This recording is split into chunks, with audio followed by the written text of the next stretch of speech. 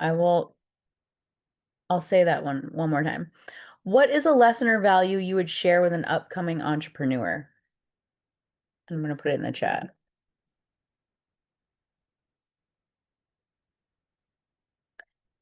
Anyone want to get us started?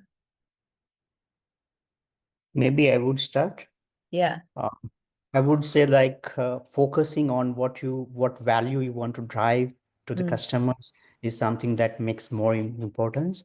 So where your focus is makes lot of difference. So if you focus on the customer's success, if you focus on the kind of one thing at a time, but if that adds a lot of value and impact in customer business, you are going to win. So I, yeah, I agree with that. I was going to say values in general, which we always talk about here, um, keep you in alignment with what your goals are. Nate, go ahead. Um, the first thing I would probably say for a young entrepreneur is to focus on what you want to be, like, and what you want to be associated with. Like, a lot of times people get into business and they don't understand what type of value they want to bring or what they want to be associated with. So it leaves them kind of in a bad role, especially from a PR standpoint. So just understanding the values that you said, Abigail, like what you want to be, the type of community you want to build, and the type of impact that you want to have. That all contributes to how your brand is associated. So that's very important to establish early on. It saves a rebrand too, because that costs a lot more. Yes. Yes, Kenny. Yeah, that was a good point. I actually want to Yeah. expand on Nate's point Yeah. because part of being memorable is how you conduct yourself, right? So the value that I would instill on a younger entrepreneur is probably integrity, right? And we touched on this in another meeting, is that there's a lot of words that go into integrity, right? That are associated with it. You're telling people that you're trustworthy, that you're reliable, and that you are committed, right? No matter what it is that you're, you know, endeavoring to achieve. Um, yeah, that's the main lesson that I would instill. But also, I think integrity is one thing, but experience is a whole other thing. So make sure that you have both to back it up. Mm. Integrity is one of my favorite words for sure. It covers so much.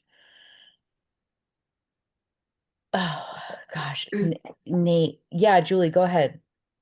I would just say like honesty and transparency, especially with like packaging. I see it a lot in the CPG world, and especially with the whole like health craze. And I also forgot to mention that I'm focusing on cannabis industry, and I see a lot of changes with the health gurus don't want to associate with alcohol. It's more about like what's beneficial, like mushroom coffee, not real mushrooms, but mushroom functional coffee, stuff like that. So like being honest and like putting like if you have like a brand like you have a cosmetic brand you're just talking about and you want to be honest about like clean ingredients and like focusing on that because people are really into like the health and wellness space right now.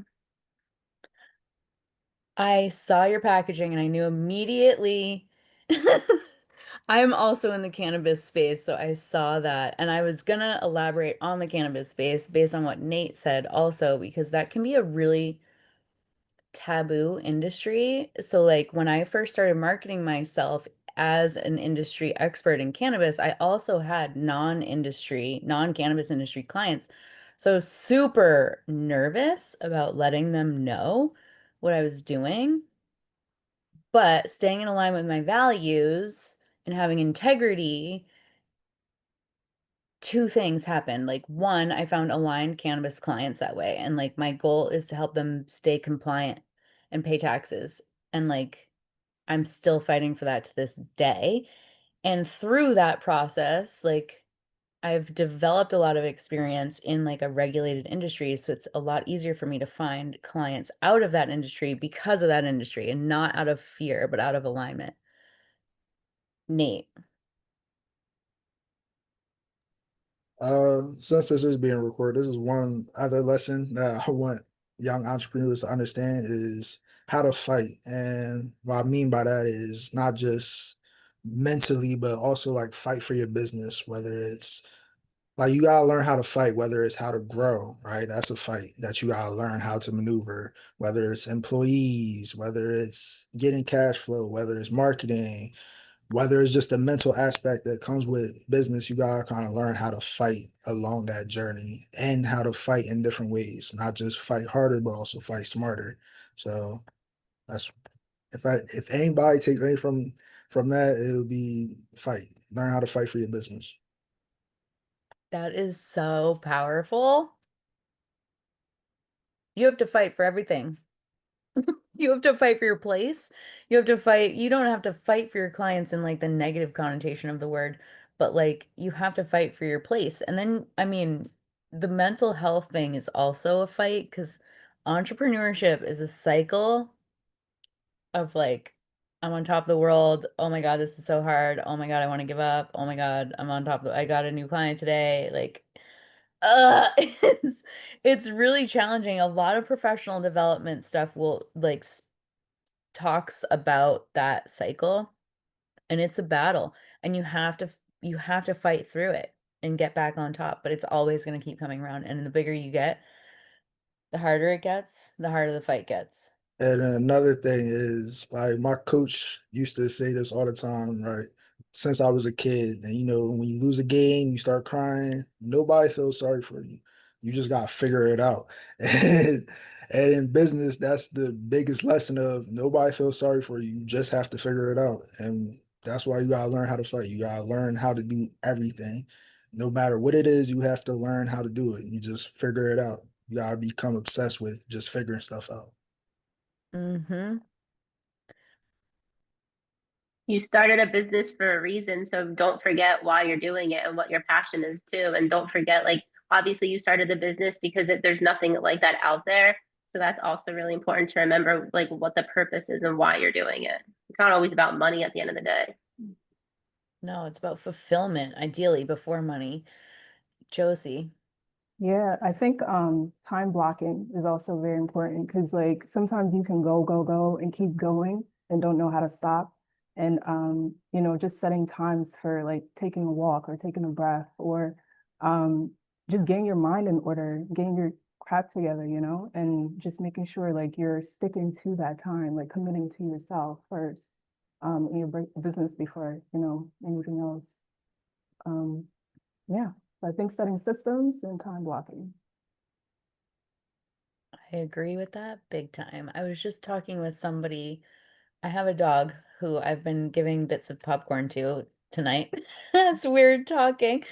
Um, and I was just talking with someone about, like I have a dog and I work from home.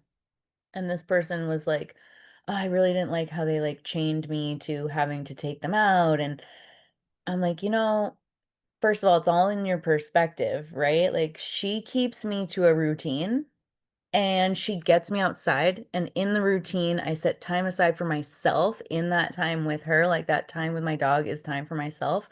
And like the routine, that's what I'm going to add to this conversation, actually. Routine for me is the glue that keeps it all together. It's the glue for the fight, it's the glue for the values, like waking up every day, same time. I have my routine. Like I take my dog out, she comes in, I feed her, I sit down, I go through my emails, I go through my schedule, like I plan out my day. I have a meeting with my team. I take her out again, come back in, do a little bit of work, have lunch. Like I have a very strict routine and I've been working on it for 10 years now. And it's just like if it gets thrown off by like the littlest thing, it takes me a while to get back on it.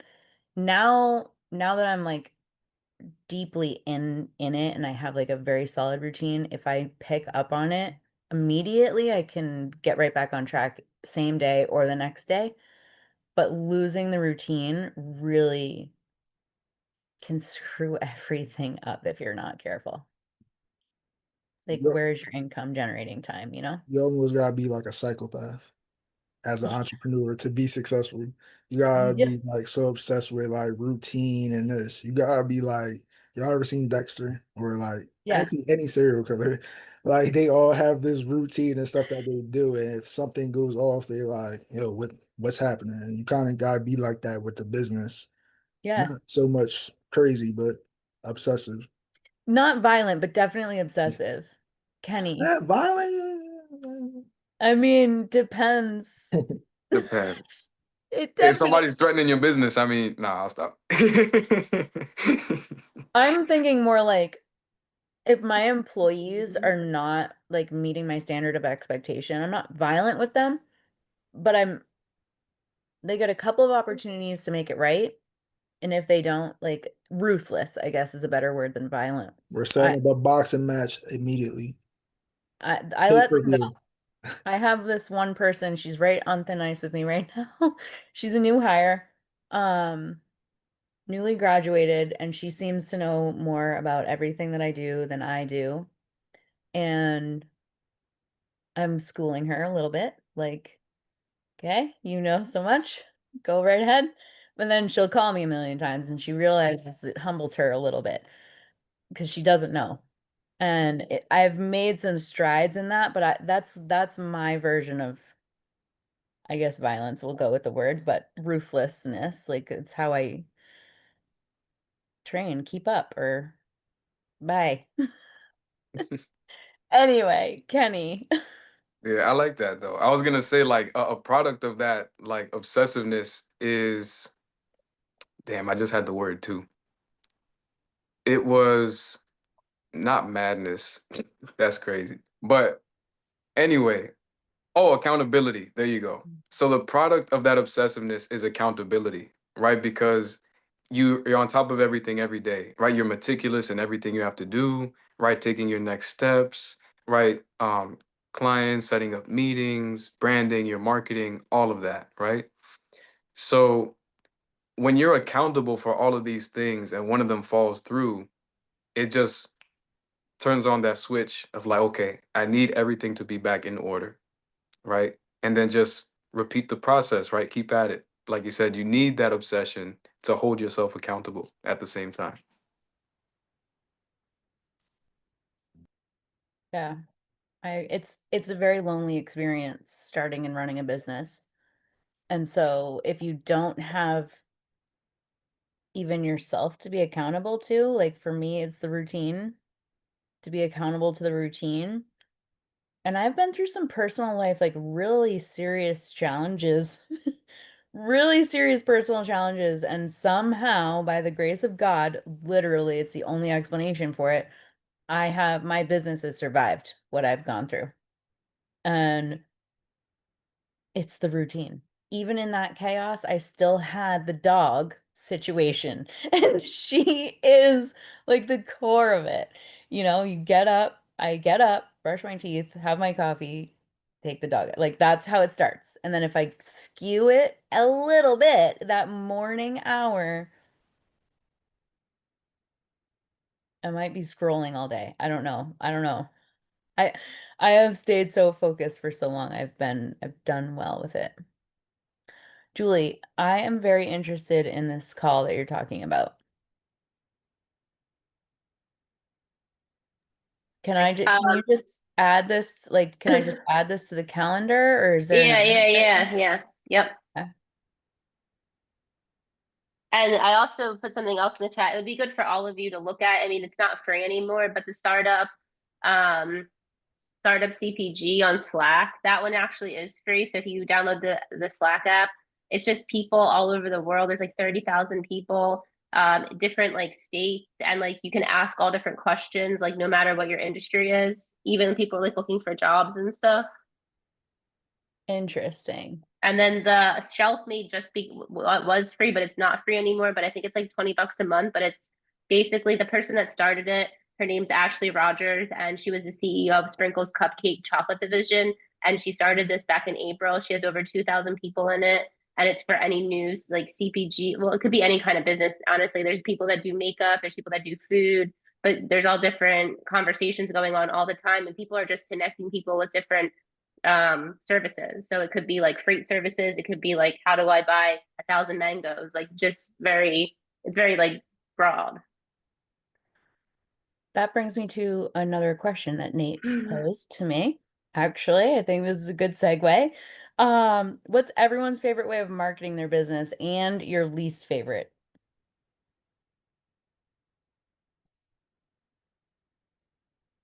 I hate social media. I hate it, but it's also been the most effective. But it exhausts me so much. And I struggle to I've hired it out. I feel like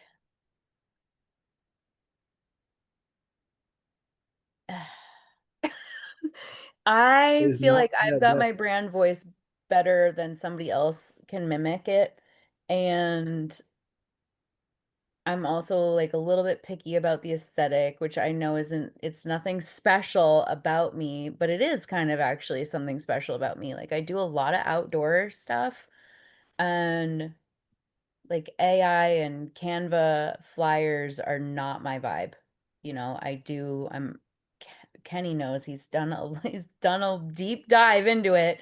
I have a lot of wood chopping videos, which it's kind of like a play on words, but it's also part of my life and it's the lifestyle that I live. You know, Old Woods is my business and but I'm whatever. It's the aesthetic. It's it just all goes together.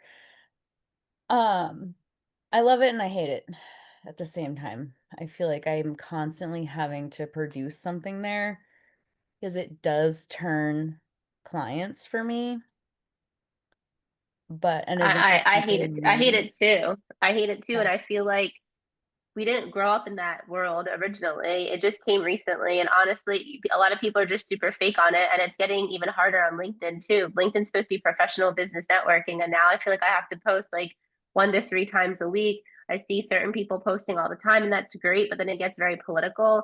And then back to like social media, as far as Facebook's kind of die. I think it's more Instagram, TikTok. I'm not even on TikTok.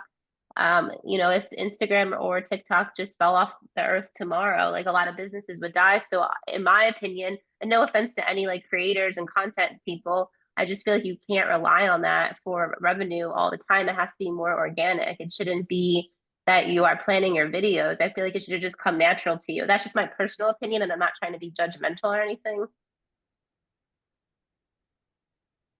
I also wonder, I was thinking about this like literally 20 minutes before this because I do take some time. I'll either like do some admin as I'm preparing for this or some social media and like how are we how are we expected to keep up? That's what I'd like to know. Like this stuff, the trends are never changing. The expectations are never changing. There's new programs being launched. Like, at what point can Nate help? So I take a completely different approach for our clients is because everything that y'all said is true, right? That's what's seeing. But honestly, it's really just the algorithm. And so you don't necessarily need to, let's say, post every day, right? You don't need to be as consistent as most people say. It's good, yes. But you're essentially just trying to trick the algorithm with content. There's a way that you can just use content to leverage the algorithm, right? If you take and you're basically training your audience, right?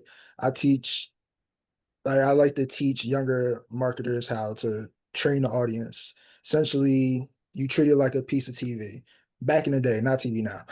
So back in the day where you will have to wait a week to see a post or a piece of content, right? This TV show, this episode, right? If you treat it like that and you train your audience, then your audience will be trained to just lock in on that psychologically. Where, okay, let's say you post Monday and Wednesday every week. Every Monday and Wednesday at 7 p.m., I know I'm gonna get a post from Abigail. So I'm gonna be locked in on that post, which means the post is gonna get more views, and you're essentially training the audience and Instagram's algorithm. So every Monday at that time, even if it's close to the time, if they log in, they're gonna see your post because they're essentially you're training them. Like you training them in the algorithm. So it's mostly just about training the algorithm to kind of fit your profile. And that's a lot easier said than done, obviously. But that way you don't have to compete with, all right, I have to kill myself posting every day. And kind of what Julie said, it is best to be organic and authentic, right? Not everything has to be an actual post. You can use stories. Stories sells a lot and compared to a lot of B2B businesses and even B2C sometimes. If you post on a story, send them a link, convert them over to email lists. We like to call it own media, right? Social media is technically shared media because you don't own nothing on that platform. It can go down today and it'll be gone. So always convert your audience to own media, emails, blogs, website, SMS, right? I, you're in the cannabis industries do well with SMS, right? They get texts, codes, all that, right? So always try to convert them to own media and also share platforms, right? Make sure that if they're on following you on Instagram, try to get them on LinkedIn, try to get them on TikTok, try to get them on Facebook, try to get them on X, try to get them on Threads, right? So basically just train your audience and then try to convert them to stuff that you actually own.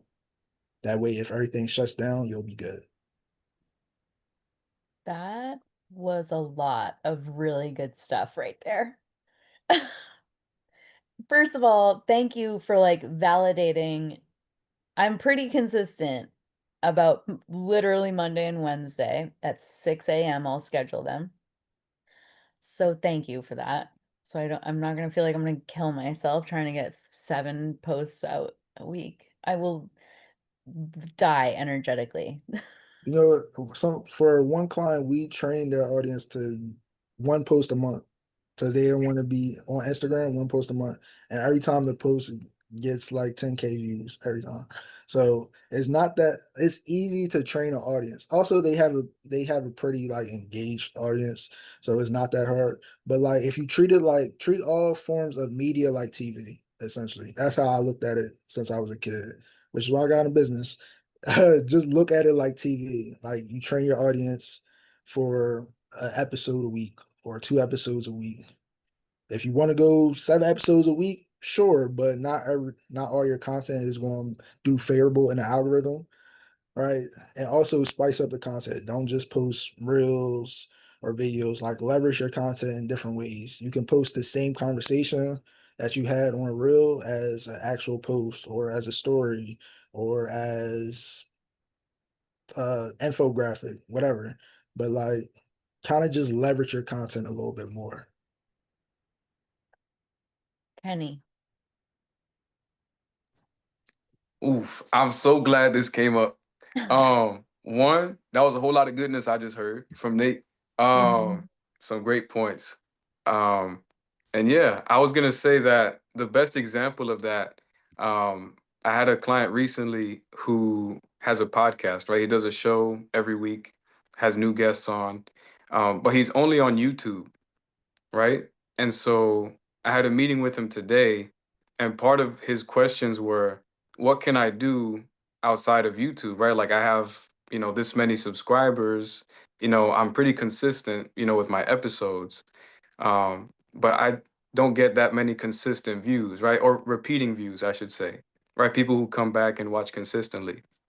So I said, the first thing that you want to do is have another touch base, right? And I asked him, do you have a website up? He said, no, I just have YouTube, right? So I said, okay. So if you could have a website up, you know, tell them a little bit about you, maybe allude to the next guest you might have on the show, right? Things like that. And then ultimately put a link in there to your YouTube, right? Just give them that extra touch point. They get to know a little bit more about you. And the more they know about you, the more they might repeat, return to your channel, keep watching videos, tune into new episodes. And then I said, you might want to get on Twitch as well, right? That way you can live stream in front of your established audience already. And then right after that, post that to YouTube. And then just to negate any kind of stress, you can schedule that post for a later date, right? So, like Nate was saying, you don't want to post 7 episodes a week because that might be a lot, that's a lot of work. But if you could get at least 2 episodes a week, right? And like you said, start training them. And actually on YouTube, the more repeated views you get, the more you appear on that viewer's page, right? In their algorithm. So YouTube does a lot of the work for you in that sense as well. This is so insightful. Nate, Just like a trick that you can also tell them, Ken, is like for that piece of content, start like say if they already know their guest, start planning like a lead up, like kind of like a rollout for each guest. Like just start the conversation. That way, Yep. when the conversation actually do happen and the episode premieres, people are already engaged in the conversation. So they are more likely to actually, oh, let me check this thing out. Like he been talking about finances for this whole week, and let me see what this guest is actually talking about. All right, that's kind of helps with podcast guests too. Yeah, I like that. Let's tee them up. this is I just wrote a note down and I'm just going to share it out loud. Nate, you sent me these questions. Okay. I've asked questions in when I read the question out loud, I'm like, I've asked questions like this before. But as you guys are answering the questions and the discussion is going on, I'm realizing like you posed that question in such a different way, not like a majorly different way, but like in just a little bit different of a way than how I've posed it in previous months. Like we did marketing in like May or something. It was May because Kenny, you hosted. And the conversation did not go the same way. Like the discussion tonight is totally different than I feel like anything I would have been able to bring up because your mind works this way, my mind works this way. So the results of the question, like it's just blowing my mind how a couple different word changes like has sent this down a totally different road. It also helps that you got a lot of marketers in the group, so our minds automatically, True. like me and Kenneth, can look at the same thing and take 5 different approaches, Yeah. and then like when you get marketers and communicators in the same group, we just talk about nothing for a lot of time. Like a lot of time. Like it's actually insane that how unproductive we get around each other. Well, it's kind of like it's a sales role in a way. On back onto that question though, my favorite way to market is referrals. It's the best. I mean, for one, it shows that you're doing a good job for your current client. And to hear some of the like kind words that my clients will say to other people who are like, so and so said I absolutely have to work with you for this reason. Like sometimes it's the one client that I'm like, oh, can you can you like stop calling me, please? There's one client in particular that I have said like go away. And he loves it when I tell him go find someone else. And he's referred me more business than anybody else. And it's like it's just that his personality is kind of crotchety. He's from Northern Maine, like very remote, like and so he likes it when I'm like, go find something better. And he doesn't. And then he'll go tell all of his friends how amazing I am for him. And it's worked out really well. And that's that's my favorite way because I don't have to really do anything other than what I'm already doing. And another thing I do, and hands down, it works really well, is prayer. And I'm not even joking. I will have affirmations. I'll talk to God, say, in a manifestation sort of like language, like, thank you so much for 5 new clients this month.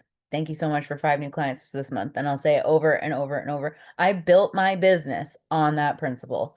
I got 5 new clients in like my first month back in 2016. It was like May 2016. I was like, thank you so much. Thank you so much. Thank you so much. Thank you so much.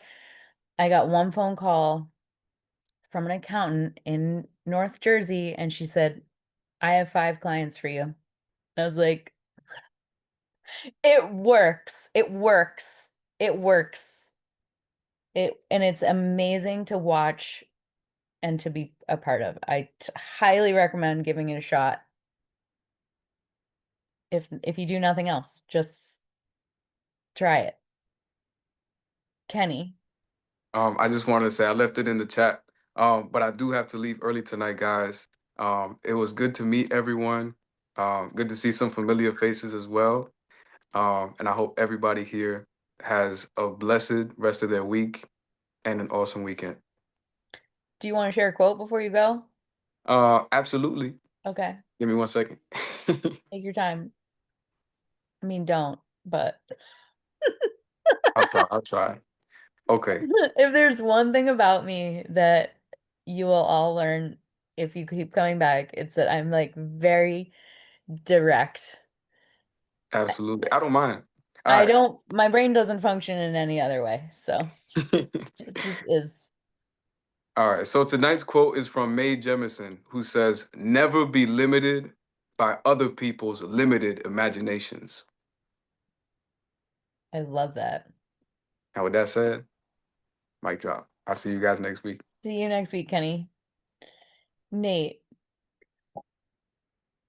Yeah, just to go alongside what you were saying, it does help to do affirmations, to pray over your business, to like not even just like because it obviously happens, like especially for you, it happened, but just like confidence, like a level of like you're not in it by yourself, right? And like it takes a community, but that community gotta be governed by something. And if that's God, if that's the universe, whoever you pray to, whatever you believe in, even if you believe in yourself, your family, your principles, whatever, you need something to fall back on. And when you Mm-hmm. don't have anything else, that's what you fall back on. Mm-hmm. Someone used the term Gus once with me, and I was like, who is Gus? What are you talking about? God, universe, source. It kind of covers everybody's, so it's not offensive, and it's also That's there's no negative connotation. Sometimes people get like wound up about the word God. But Gus is very that's disguised. and for to speak to the marketing part that you said that you liked, actually like, which is referral marketing. Referral marketing is actually good, especially if you can rely on it. I always like to tell people to get like a referral program in which like you can keep track of referrals, Mm-hmm. competency, whatever. But referrals, especially if you're a B2B business, is very good and it gets you in more rooms than not, right? A lot of times social media can be hard. Email marketing can be hard. Getting PR releases can be hard. Right, getting podcast features can be hard. But what you can rely on, especially if you have a good product or a good personality, is your team and the clients that you already work with to kind of refer you and kind of be your salespeople. That way, it's a lot easier for you to close. You can focus on what you need to focus on. So get an affiliate Absolutely. program or referral program. Yeah. Julie, did you have Yeah, I was just gonna say, like, I grew my LinkedIn in the past 6 months like to 1,000 people. It's just because like I feel like we're all like a 7 degree of separation. So somebody's gonna need something that you need. And like I've been in a lot of these like networking events recently. Some are good, some are bad. But the longer you stay and you actually like talk to people and really understand what they're looking for, how you can help them connect, you never know. So even if that person doesn't need your service, they might know someone that needs it. And that other group I had put in the chat, the Zoom with Lynn, it's every Thursday. It's 1 to 3 o'clock. It's long, but she's on like a free radio show, and she's just willing to help people, just connect people. It's not about money to her. It's just about generally helping people grow their business. Yeah. Yogita.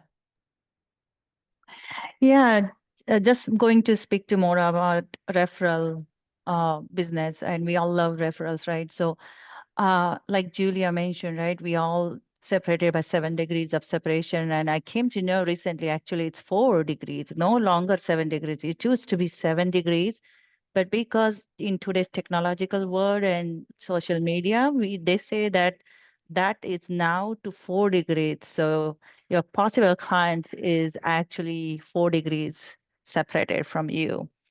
I've been to a lot of networking events, and like Nate just mentioned, right? Email marketing is hard, and posting on social media is hard. A lot of these things are hard, and that's why I was trying to build up those powerful connections where we can actually um, build that referral pool with the net by networking. And I wanted to like I'm interested to know like if you all have any suggestions, and wanted to learn more about if anybody has done any way or other. I know that there are one way is your existing client knows you and they can refer to more clients, but anybody has worked in a different strategy. Um, I wanted to comment on I mean, I think your both your question and the question you put in the chat. Mm-hmm. Um, when I get referrals, I don't like say it often, like 'cause my going back to my routine is so important to me. And if I'm not on if I get 5 new clients in a month, like I can't take on anymore because my routine is so disheveled by it that I have to make sure that they get stacked into my routine. But when I'm a couple months out from that, I mean, I will use social media, but I will also target my client email list and say I'm accepting referrals, and I give it depends on the referral and it depends on the client. Usually it's an hour off their monthly bill. Um and some people really like to get the discounts. You know, that one client who is constantly complaining about his bill every month and I tell him to go to hell, basically. Mm-hmm. He loves that I give him discounts. I also do good work for him, so he speaks highly of me. But I also have another client that gives me a ton of referrals, and she's just like become a good friend over the years, and everybody loves like a good solid discount. And for me, my revenue is recurring, and so like, but it's also hourly. I don't do retainer based. So 1 hour off on a client invoice is the least that I could do when I'm gaining 5 additional hours per month, at least, sometimes more, based on these referrals. Like they're huge. They're like a $100 discount can turn into $12,000 like so easily. Neat. Yeah, I was going to say the same thing, like offering like different incentives, whether it's a discount or even if it's a commission, right? We offer 12% for every client, and that's recurring. So, and we have different tiers, so that can just scale, right? And you don't have to worry about it again, it's recurring, but also just making kind of the referral process easier for the people that you want to be like affiliates or referral partners. All right. We have basically capabilities that we give to each affiliate or referral partner. And that's basically essentially they know everything we do, our mission, our statement. So now like after they read it, because even if they go to your website, they can still like what exactly are they trying to get across, or what exactly it just makes it easier so they can not only show the people that they're referring like, hey, I work with him, he does great business, this is the company's this is everything you need to know about the company, but also makes it easier for them to actually communicate like, okay, let me just use the words he said right here. Oh, marketing, PR, storytelling. Oh, my guy does marketing, PR, storytelling. You should probably get with them, right? It just makes it easier. So kind of just making the process easy for your partner but actually guarantee more referrals. Oh, that makes sense. I like that idea too. Yeah. Bharat.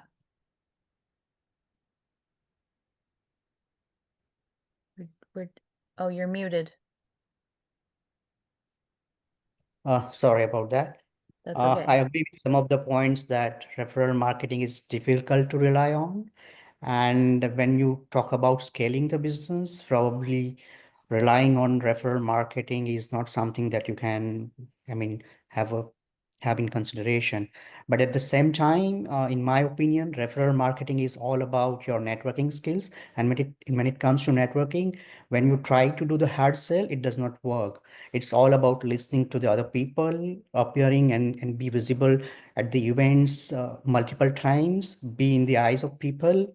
But the intention has to be little genuine in terms of helping the others win, in terms of helping them to connect with the kind of audience they want to connect with.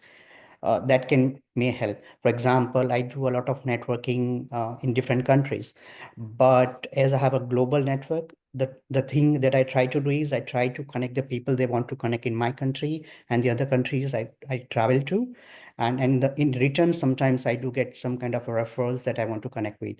So if the intentions are not just the sell in terms of networking, probably that works. If your intention is just the hardcore sell, probably that will not work.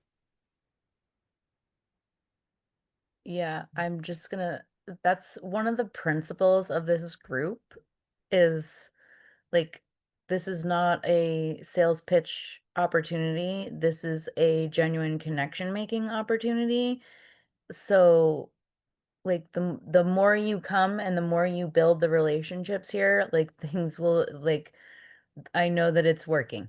I'll just say that. It is working for everyone who is returning because we're here building genuine connections and based on who you are and a global network, if that's what you're trying to build, which like I can't couldn't be more grateful to have global attendees here, students, everybody.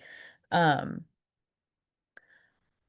but that's the principle this group is founded upon, not like the quick, chaotic, okay, your time is up, you're out, you know. Nate, you're muted. There Before you we go. go, let me sell something real quick. It's like, nah. To speak more to You're doing it. You don't need to do your pitch. You're to doing speak to it. more what Barat is saying, like that applies to anything outside of marketing too. Being just a genuine person, like just Mm-hmm. like actually caring about what the people that you're talking to, right? Don't go into a conversation just expecting it to be transactional.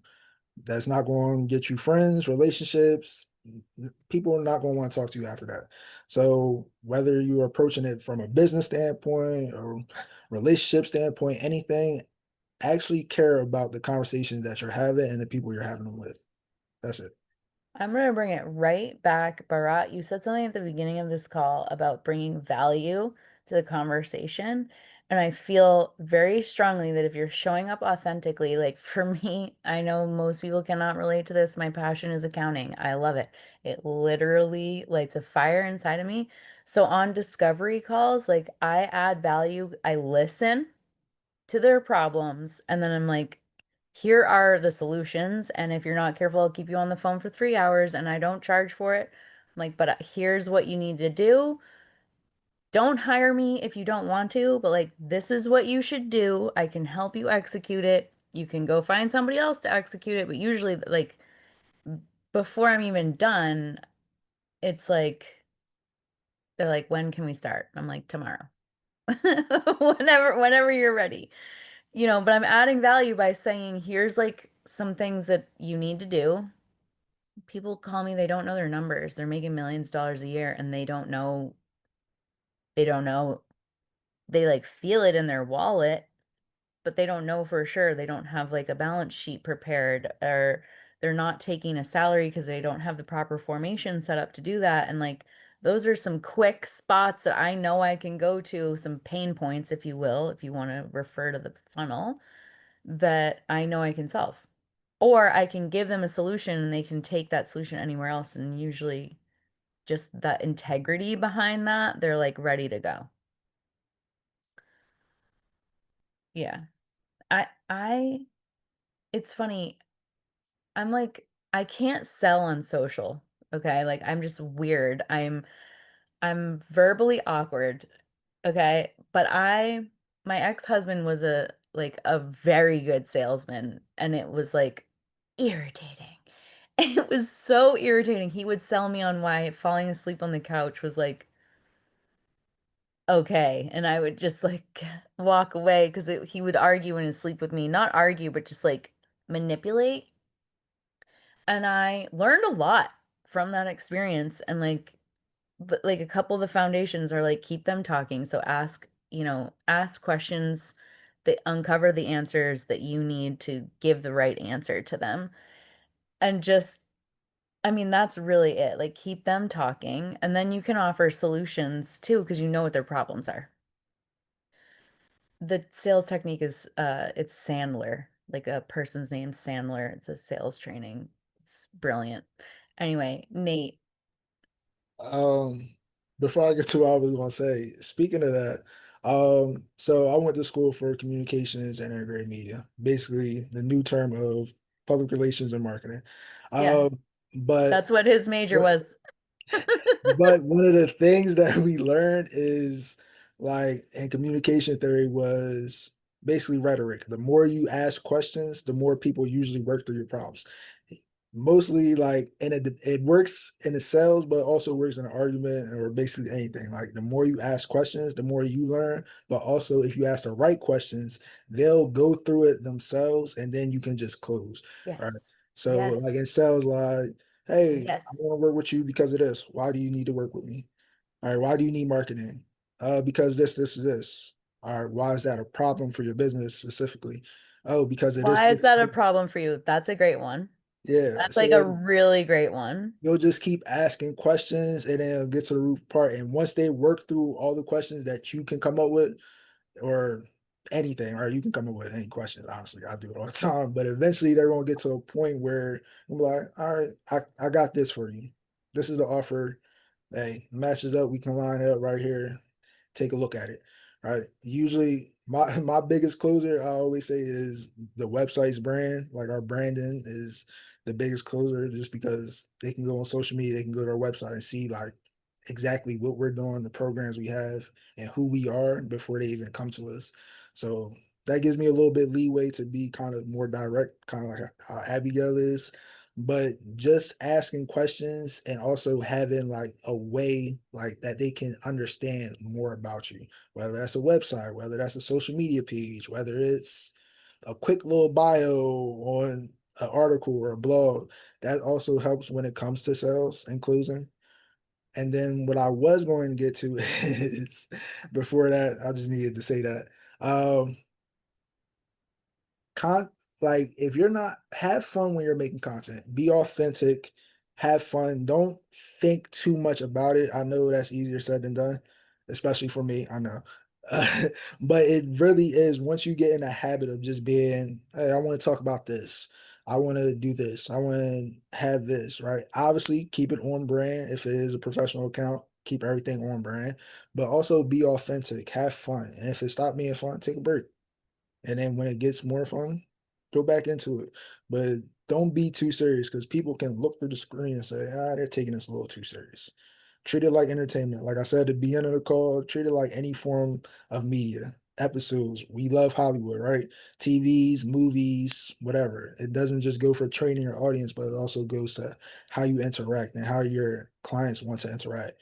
Most times on social media, they want to be entertained or informed. So if you do either of the two, you should be good, but make sure to be authentic. Wood chopping. Yeah, it's some of my best performing. You'll have to follow me on Instagram. I'm overdue for a wood chopping video. Bharat, did you Yeah, have I like the something? point. Yes, sure. I like the point of Nat about asking the right questions. Hmm. And it's a good point, but at the same time, the quality of questions matters a lot because that decides whether you are well prepared or not. And that Hmm. do require some level of homework and the research before you get on a call with the customer. And the right questions and the quality of questions will actually make it or break it.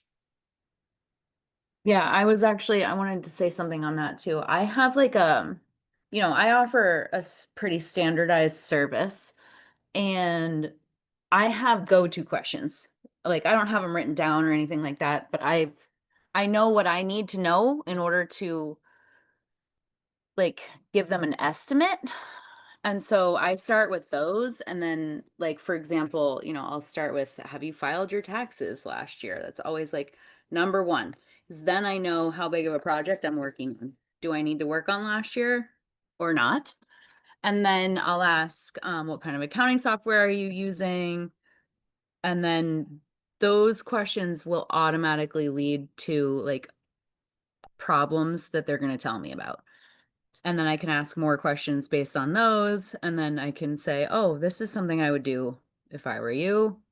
Um, but if you don't have a list of questions, I would put a couple together. Like if you're going to get on a cold call with someone, what do you need to know in order to onboard them? And approach the call like it's an onboarding call.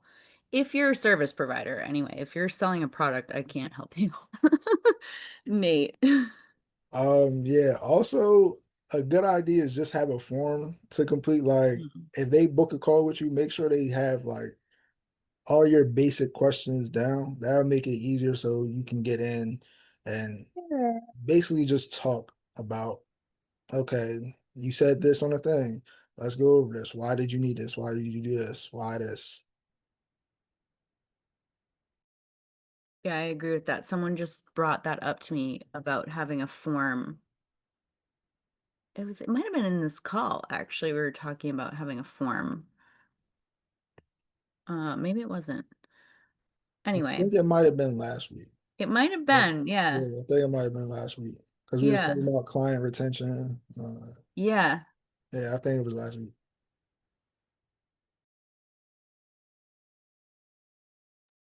You're muted. I'm muted. Yeah, my dog is right here. Here she is. She's Wow. wants my attention, so she's setting the alarm. Before we go, does anyone else have anything else they'd like to say? No? Crickets? All right. I Go joined the ahead. first time and I am very interested to coming back. So is this happen pretty consistent on every Thursday? Very routinely, every Okay, Thursday, 7 p.m. Eastern. It's part of my foundation routine. So it's on that's Eventbrite. wonderful. It should be available. I'll have to double check actually because I created like about 6 months worth of events and I think I'm actually coming to the end of that. So it's every Thursday at 7. I will send an email recap, which I've been pretty terrible about lately. But I am getting back on it because I'm adding it to my routine and I've asked for help.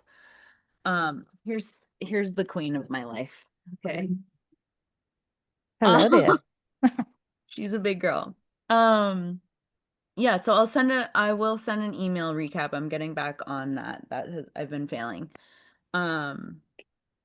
But yeah, on Eventbrite, if you follow me on Instagram too and you have a hard time finding it, you can email me, follow me on Instagram, all those things. Um, Otherwise, yeah, I will see you hopefully next week. This was a great call. Thank you all for being here. Thank you. Yeah, this is good. See you Yeah. next week. Thank you. Abigail, before you Yeah. make everybody else can leave. Abigail, before you make the next month of things, make sure Yeah. you make it a consistent link. That way it's a little bit Oh, easier. yes, I know. I think you and I were talking about that. This is what's happening here. I'll just talk to you. She wants attention. Um, I think you and I were talking about using the same Zoom meeting link. Was that Yeah. you that brought that up? Yeah. Yeah, I'm Making gonna sure do it's that. that way people can just put it on their Yeah. calendar, block it off, and just Yeah. but And all they have to do is sign up one time and I've got their email too, which is kind of nice and easy. yep. Cool. Yep. Thanks for the questions tonight. No problem, no problem. The first one the second one was more for help. The first one I genuinely wanted to know. So that was more selfish. I really wanted to know what Oh, everybody's value. good. Like for some reason, every time I meet an entrepreneur, I always ask that question. And I did it since I was like 17. I don't know why, but that's just the question I ask, just so I can kind of take away and be like, oh yeah, maybe I should use this. But As soon as that question came out, I don't know if you saw the notebooks. Did you see them all? Because everybody was like, I'm like, okay, this is that when we went to the marketing question and the conversation took a turn that I've never experienced before. Like Kenny's been coming since January every single week, and I haven't gotten that kind of information out of him in that. And it was specifically the way you worded the question, but also your participation that brought it to a place I never would have been able to do had I composed that question myself. I got a lot of experience. I asked these questions. Like a couple weeks ago, I was speaking at a conference of all marketers, and I asked them like a quick little question that I knew was just going to rile them up and get them arguing. For some reason, I like seeing chaos among professionals. It's fun and makes for good conversation. It's I asked the I asked them survival like of the fittest. The strongest will survive. I asked them one question. It was like, how do y'all typically like start your campaigns? Like, what do y'all lock in first?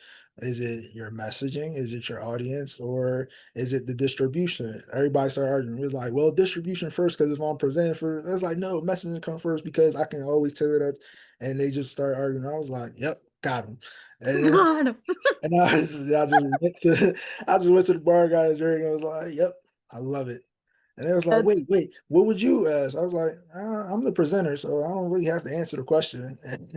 But it was just, I was just calling on people like, yeah, you know, this. And it was just fun. And it got everybody talking and it was a lot of information shared. So it's a great my goal is not to be like the person talking in these meetings, you know, like I do like pipe in a little bit here and there, especially when I get super excited. But like I want to hear from everybody. My dog. I'm in this is my new room. I moved, okay? Like so I wasn't alone in the cold winter. And she's on the cement floor and God, it's brutal. Here she comes. but I kind of got I kind of got that vibe from you the first meeting. You wanted everybody to participate, and Yeah. even like the first meeting, we had good conversation. I just seen you lean back. He was like, "Yeah." Yeah. I was like, "Oh, well, let me give her some questions." And then you said last week was like, "Yeah, I'll open the questions." I was like, "Oh, so let me I just send some mean, questions that will help get other people like not agitated, but like involved and engaged." it was brilliant. The notepads. I haven't seen notepads come out in a while. And the conversations have been great. They've been great lately. And I think, gosh, it's almost November. It's almost time for me to change my topic too. But I always take like the progression of the month. Like this month, we've been on business insights like completely. And the conversation progresses, especially if people return. And then that final meeting in the month will kind of determine the way that the next one goes. They naturally progress.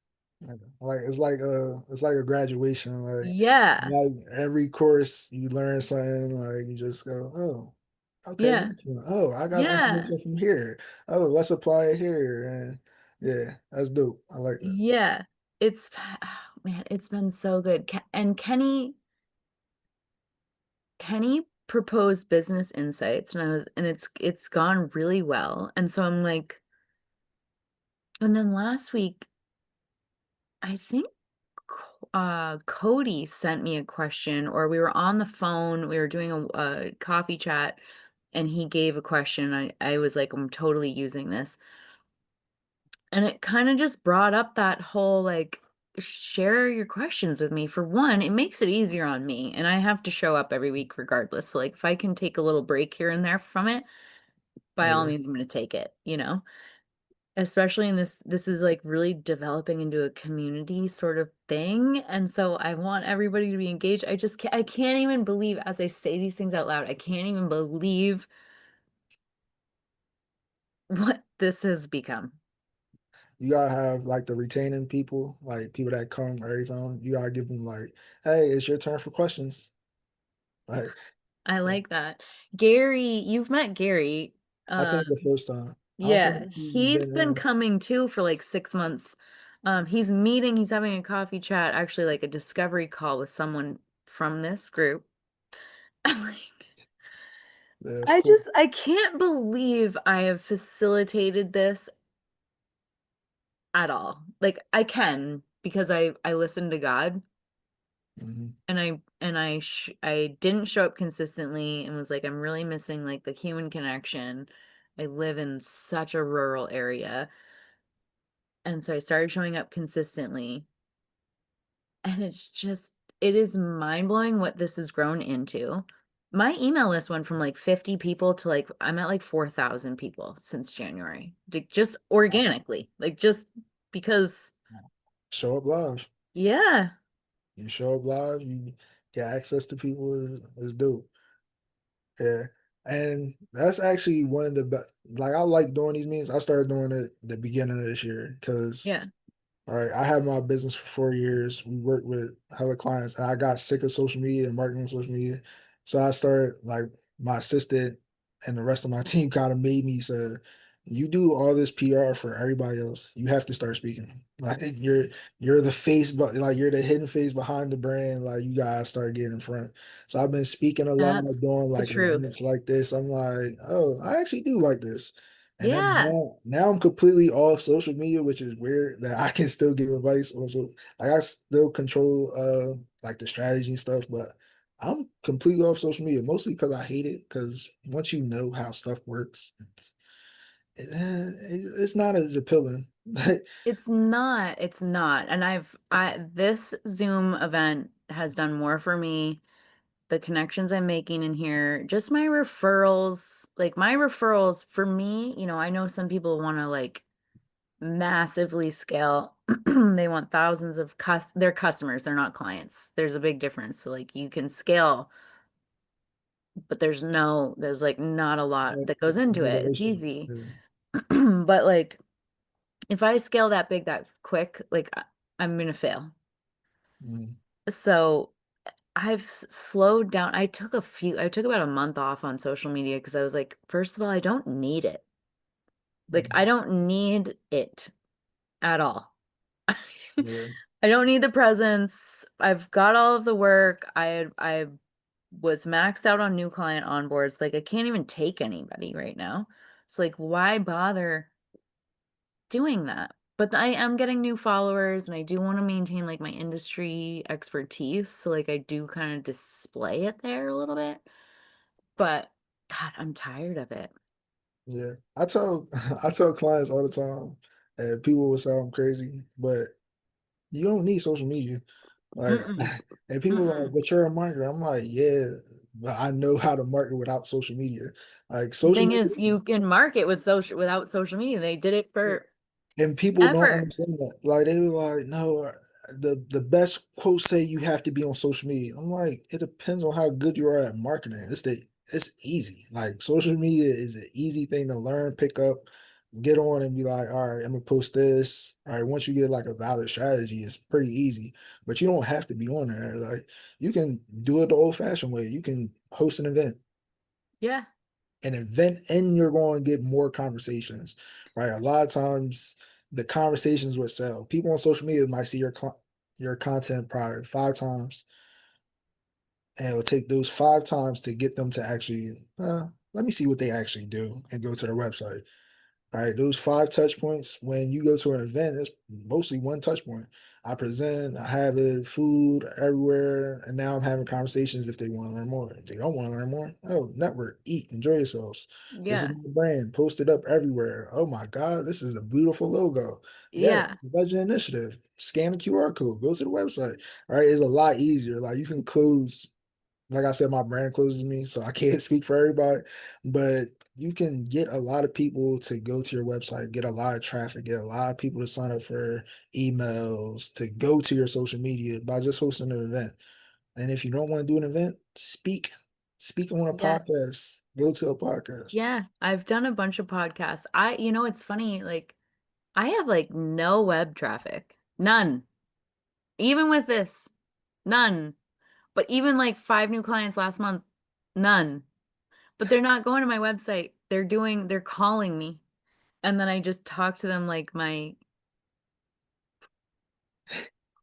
borderline autistic self. Like I'm just very like Right. I'm the I'm the same. When you say you're direct, I'm like I'm the same way. My yeah, My girlfriend always say, "Yo, you are so blunt and direct. Like, do you ever like?" She be hearing the way I talk to my clients. She be like, "You talk to them like they're your friends," or I'm like, Yeah, "Well, if they're clients, we should be friends." I'm just saying, yeah. like, I have to like you if I want to help grow your business. Have you ever Like, lived in the South? no, I have visited the South. They are so nice people. I don't think I was meant for the They're South. not direct and they're not honest and they have no Yeah, integrity. Their I, niceness is fake and rude. I went to college in the South and I'm a New Englander at heart, you know? So I'm like, that's how we are up here, like very much like direct. direct. When I went to the South, everybody was like, "Oh, so sweet and so nice." They would stab you in the back in a frickin' second. They're See, rotten to the core, people. see, And and as that's soon as I came back home, I was like, I am not going to be that way. I'm going to be the version of myself that they wanted me to suppress because it's not like it's not I don't even think it's not polite, but in their eyes it's not polite. Like I they, think they will directness and see when I honesty is polite. quit. I think I'm just so I think I'm just mean. Like I think I'm like nice. I'm like the big brother mean. I get that a lot. Like because I talk to the kids about entrepreneurship and marketing a lot. Like probably once a month. I gotta go in there. But they be like, "Yo, you are mean." I'm like, "Y'all want me to be mean or you want me to lie?" And they're like, "Well, at least we know you love us." I'm like, "Yeah, duh." Like I'm the You're not they're like lying to them. yeah, I'm the big brother that's going to keep it real. I might say some stuff that's mean, but listen to the Kids message. know though. Kids know when you're being genuine and honest versus when you're being nice and not telling them the truth or the whole truth. They know. They can see that through a person. Yeah, because I I watched this marketers say like all the pretty stuff that you want to hear, like essentially when it comes to market, yeah, you do this, it should work, blah blah blah, all this. I got up into the mic and was like, yeah, all he said should work, but it depends. And people were like, it depends. Depends on what? It depends on a lot of factors that go into your business. This might work for this agency. It might not work for this. What he's saying he proposed and he did was for a consumer-based product. That is completely different than all these other people here. Now, what works for you might not work for him. What works for him might not Mm-hmm. work for you. It all depends. I know y'all want a cookie cut answer, but there is no cookie cut answers when That's it the comes to marketing. same thing with accounting. Believe it or not, like it's not a black and white. Every business is different and like what might work for them might not work for you. And then I had a you client don't want to today. hear it. I've been working with them cannabis and they're like really they come in and out of compliance, I'll just say, okay? Like sometimes they're like on it, other times they're like rolling in it and not on it. And I've been working with them for years and they'll ghost me for years at a time, but I always know they'll come back because they're that loyal criminal Straight type, cat. where like like if you needed someone at your back, they'd be there even though you haven't spoken to them and they owe you $3,000. Like I know that they will be there. And I'm there today and they haven't filed their taxes. And I'm like, what do you do? What are you paying me for? Stop wasting your money. Like, why are you paying me? And then they're like, uh, years ago, they needed one of the W-2s and they were like, we didn't know what to do. And Brandon's the owner and, he didn't know where the W-2 was. I was like, Randy, Randy and Brandon are their names.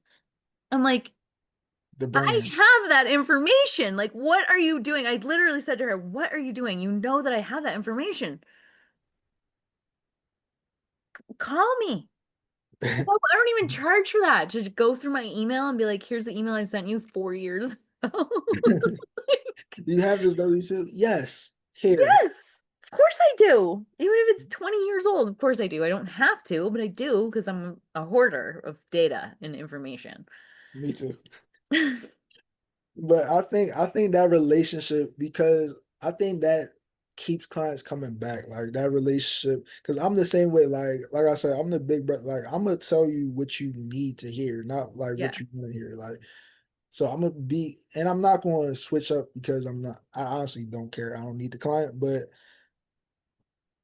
like if I say like I get into this all the time with a nonprofit. So she has a nonprofit.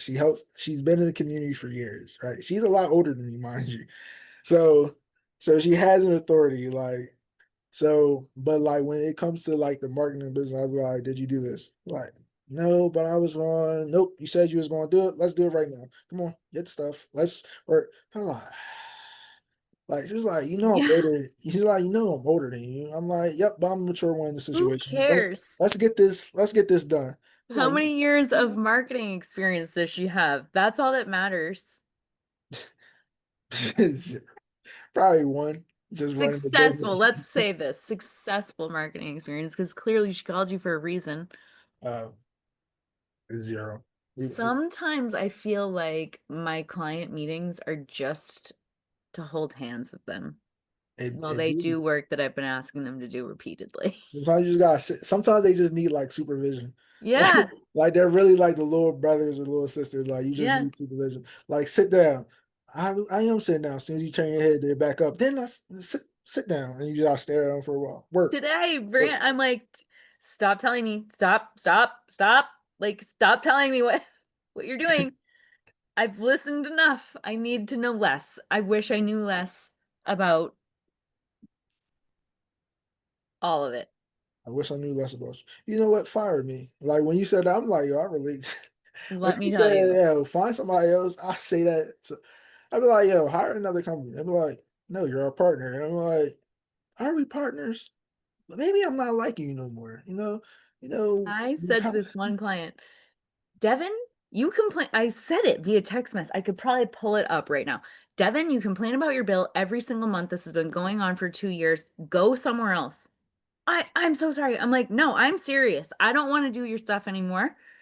Like, you make this whole thing every month. I have to send all my invoices out, and every month I dread it, and every month I can't get it done by the 5th because Devin is gonna bitch at me about his invoice, whether it's $1,000 or $200. Like, go away. And he was like, I'm so sorry, I'll never do it again. so you gotta be like this. All right, play rock, paper, and scissors. If we play rock, paper, scissors, I win twice. We're running best 2 out of 3. If I win, you can't bitch for 6 months. I love it. You can't.